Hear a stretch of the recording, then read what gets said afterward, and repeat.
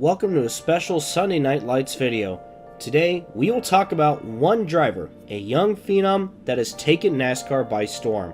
That man is known as Wonder Boy, Jeff Gordon. Jeff Gordon came onto the scene in the Busch Series in 1991 and immediately grabbed everyone's attention. At just 19 years old, he put the racing world on notice, scoring the Busch Series championship that year driving for Bill Davis. Then in 1992, Gordon proved to the world that 1991 was no fluke, going back-to-back and winning the championship again. Over the past 2 seasons, he has earned a combined 8 wins, 27 top 5s, and 36 top 10s with 11 pole awards. Rumors have it that he was even offered Cup contracts for 1992, but Gordon elected to race one more year of Busch with Bill Davis and crew chief Ray Evernham. The biggest thing is that Jeff Gordon has now become the biggest prospect in NASCAR history so far, making many major teams give Gordon offers to race for them. But the question is, and we're going to find out today, who does Jeff Gordon go with? Why don't we sit down and take a look at some of the top possibilities. First team I'll talk about is Richard Childress Racing. Richard Childress has taken a big interest to lure in the young driver. Some say that Childress would put Jeff Gordon in the second car, making him teammates with Dale Earnhardt, which would make things pretty interesting when you compare the two, with Earnhardt being from a more blue-collar, rural background, and Gordon being a Hollywood superstar, essentially. Having those two as teammates would be quite interesting. Now, it's not just me talking about some of the teams that Jeff Gordon could go to. Chip, who else is interested? Thank you, Alex. It feels so good to be here on Sunday Night Lights. Thank you for bringing me on here and talking about one of the biggest stories going into 1993. So Rick Hendrick's program was considered a heavy favorite to sign Jeff Gordon early on, before Hendrick's team took a huge step backwards in 1992. Dan Richmond finished 16th in standings, Ricky Rudd was 21st in standings, and Jeff Bodine, with a season to forget, finishing 30th in standings. Sources say that Jeff Bodine is already on the hot seat and could be out at Hendrick Motorsports at the end of 1992, so this could definitely open the door for Jeff Gordon to come in and help turn this team around. The challenge, of course, is convincing him to join a team that's regressed more than any other in the past year. Hey, let's talk about this. Ford has been thinking of ways to keep this guy under their umbrella by any means necessary. I have heard that Ford and Bill Davis Racing have been working together with some pretty big sponsors to go Winston Cup Racing in 1993 with Jeff as the driver and Ray Evernham as the crew chief. Now it just depends on what Gordon wants to do. Does he stay loyal to the guy that gave him his big break? Or, I'm pretty sure Ford will throw a ton of money to make sure Jeff Gordon is set up for success. It's going to be a crazy one for sure. Back to you, Alex. Thanks, Chip. Now let's take a look at another Ford team, Roush Racing. Dick Trickle put the team on the map by winning the 1989 Daytona 500, followed by a breakout season in 1990. Since then, he's been on the quiet end while still grabbing an occasional win. He will also be 51 years old going into 1993. Meanwhile, the team expanded 2 cars, signing Wally Dallenbach Jr., and yeah, that did not go well. There's a possibility that Dallenbach could be booted for Gordon, but rumblings have gone around that Roush doesn't want Ray Evernham to be Gordon's crew chief, which could throw a wrench into things there. Staying in the Ford camp, let's talk about Robert Yates Racing. Robert Yates is looking for some kind of breakthrough at this point.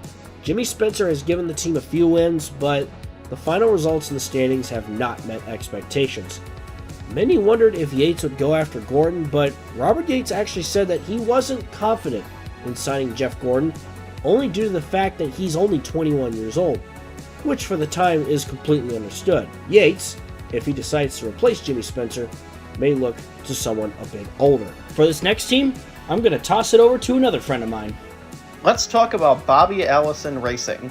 While Davy's performance didn't match his championship run a year ago, this is still a team on the rise. Bobby Allison wants to grow this team into something more than a family business. He and Davy have grown fantastic relations with PepsiCo, which has led to discussions of Bobby working with Pepsi to try to lure in Jeff Gordon to drive a second car. Bobby is also helping out Clifford Allison, Davy's younger brother, to set him up for a full-time run in the Busch Series in 1993. Definitely a team to keep an eye on regardless of if they get Gordon or not. Then there's Sapco Racing.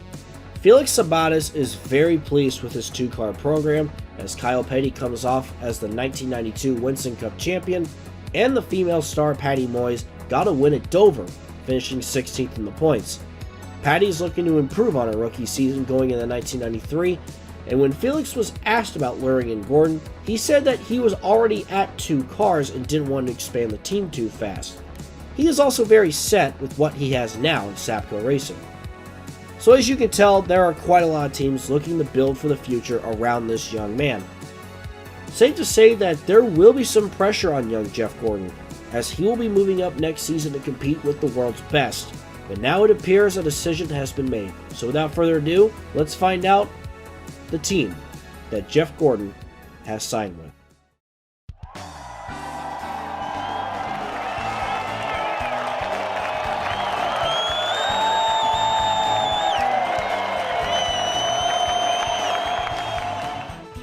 And there you have it.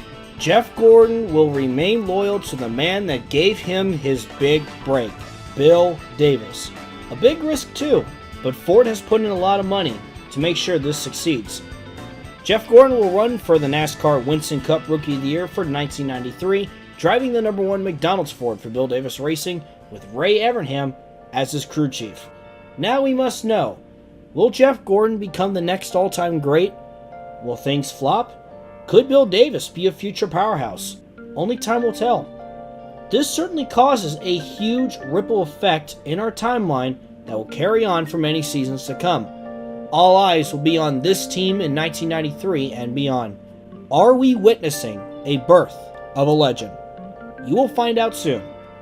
But first, a divided ending is being worked on for 2017 and 2018. As a matter of fact, as of this recording, I have already completed ARCA for 2017, and I'm working on the NASCAR side of things for that year as well. And then after that is done, I will then work on Sunday Night Lights 1993 to 1995. Lots of changes are coming, and I guarantee you, by 2000, NASCAR will look much different than what we remember in our timeline. So let's enjoy this journey together. Thank you guys so much for watching this special video. I hope you enjoyed SNL 1992 as well. And a big special thank you to Jetman999 for painting this car and providing some extra voiceover in this as well as my friend Griffdawg for playing the role of Chip. Special thanks to those two, and a special thanks to Rose, Jim, and Faris, who also help out with this project. Thank you guys so much for watching. I'm SonicRules831, and I will see you in the next video.